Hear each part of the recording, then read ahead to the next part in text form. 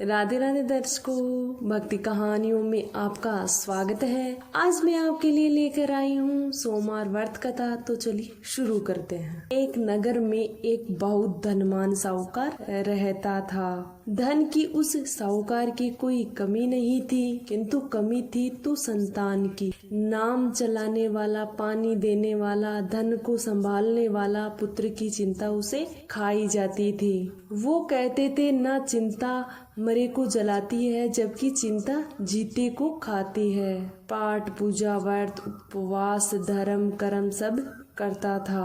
प्रत्येक सोमवार शिवजी का पूजन व्रत और कथा करता था। सायंकाल मंदिर जाकर शिवजी के सामने दीपक जलाया करता था। एक बार उसके भक्ति भाव को देखकर माता पार्वती ने शिवजी से कहा, इस दुखियारे भक्त का दुख आपको दूर करना चाहिए। यह कितने भक्ति भाव से आपका पूजन व व्रत करता है। शिवजी ने कहा, पार्वती, यह संसार कर्म क्षेत्र है। विधि का विधान है कि कर्मों का फल तो सभी को भोगना पड़ता है। माता पार्वती ने कहा, कर्मों को काटने को ही तो व्रत उपवास होते हैं, किंतु अनंत भक्ति से यह आपका व्रत करता है। यदि इसका कष्ट दूर नहीं हुआ तो मनुष्य भगवान का पूजन व्रत उपासना क्यों करेंगे। माता पार्वती के आग्रह को देखते हुए भगवान शिव ने कहा, पार्वती, इसी कष्टी का कष्ट पुत्र का न होना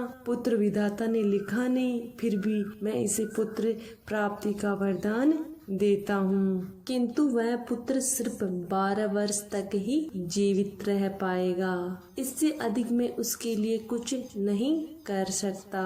शिवजी और माता पार्वती कि यह वार्ता साहूकार ने सपने में सुनी कि वो जान गया कि उसे पुत्र की प्राप्ति होने वाली है, किंतु पुत्र की आयु केवल 12 वर्ष की होगी। पुत्र प्राप्ति के बल से उसे प्रसन्नता तो हुई। इस बात के 10 महीने बाद साहूकार के घर में एक सुंदर पुत्र का जन्म हुआ। साहूकार के घर में खूब खुशियां मनाई गई, किंतु साहूकार प्रसन्न नहीं था। उसने यह भेद किसी को नहीं बताया। जब बालक 11 वर्ष का हुआ तो उसकी माता उसका विवाह करने के लिए कहने लगी। साहूकार जानता था कि बालक की आयु कम है, आने वाली को क्यों विधवा का दुख न देखना पड़े। सो साहूकार ने कहा, अभी विवाह की न सोचो, अभी तो इसे काशी पढ़ने भेजूंगा। उसने अपने साले को बुलवाकर बहुत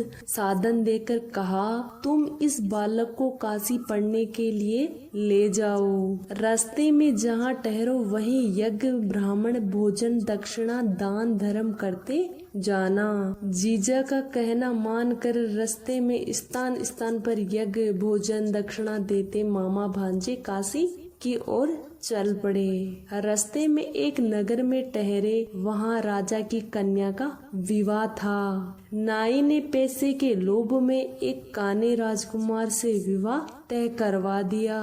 उसके पिता इसी बात से चिंतित थे कि राजकुमारी व उसके माता पिता इस बात को जान गए कि मेरा पुत्र एक आंख से काना है तो यह विवाह रुक जाएगा। जब उसने साहूकार के अति सुंदर लड़के को देखा तो सोचा, क्यों ना मेरे पुत्र के कपड़े पहनाकर इस लड़के से तोरण मरवा ले। इस समय लोग ज्यादा भी होते हैं, कोई देख न ले कि लड़का काना है। राजकुमार के पिता ने साहूकार के लड़के और उसके मामा से बात की तो उन्हें कुछ ऐतराज न था। तब साहूकार के लड़के ने राजकुमार के कपड़े पहनकर घोड़ी पर बैठकर तोरण मार दिया।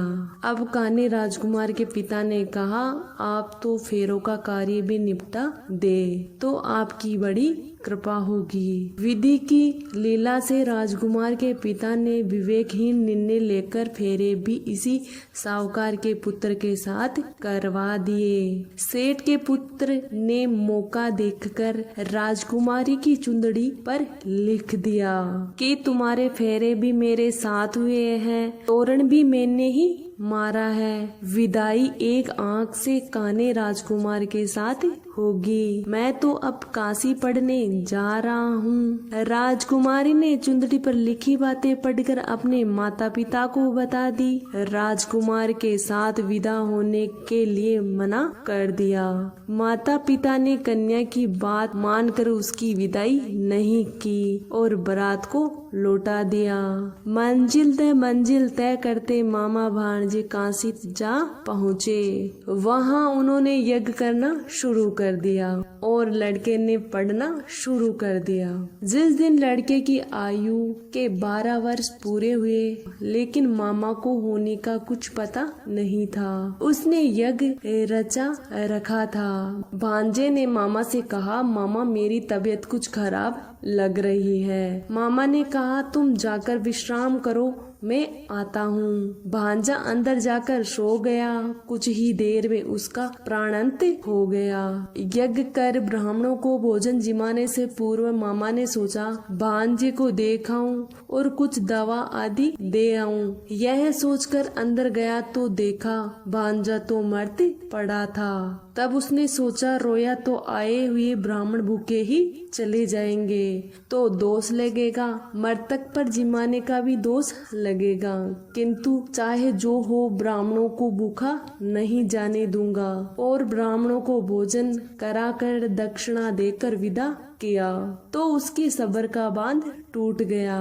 विलाप करते हुए कहने लगा कि देव देव करके बहन के एक पुत्र हुआ था, वह भी न रहा। अब मैं बहनोई और बहन को क्या मुंह दिखाऊंगा। संयोग से उसी समय शिवजी और पार्वती उधर से निकल रहे थे। धरती आसमान को हिलाने वाला उस विलाप को देखकर देवी पार्वती का दिल भी हिल गया और भगवान शिवजी से कहने लगी, भगवान चलो इस दुखियारे को देखते हैं कि ये कौन है। जाकर देखा तो शेठ का अति सुंदर पुत्र प्राणहीन पड़ा था। पार्वती ने कहा, महाराज यह तो वही सेठ का पुत्र है जो आपके वरदान से उत्पन्न हुआ था। शिवजी ने कहा, पार्वती जी इसे 12 वर्ष की आयु मिल गई थी, वह आज पूरी हो गई है। माता पार्वती ने कहा, हे महाराज इसे और आयु दीजिए, नहीं तो इसकी माता पिता तड़प तड़प कर ही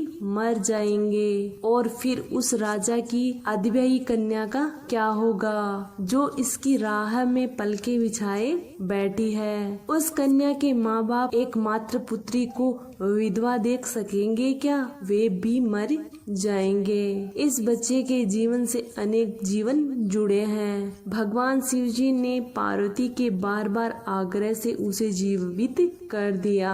शिक्षा पूर्ण होने पर वे लोग घर की ओर चल पड़े। उसी प्रकार यज्ञ करते हुए ब्राह्मण भोजन कराते और दक्षिणा देते हुए उसी नगर में आए जहाँ उसका विवाह हुआ था। वहाँ भी उन्होंने यज्ञ व ब्राह्मण भोजन करवाया। एक ब्राह्मण ने राजा को बताया कि कोई काशी से 2 जने आए हैं, यज्ञ व ब्राह्मण भोजन कराते हैं। राजा के मन में शंका हुई कि शायद ये वही हो जिनकी मुझे तलाश है। जाकर देखा तो उन्हें पहचान लिया।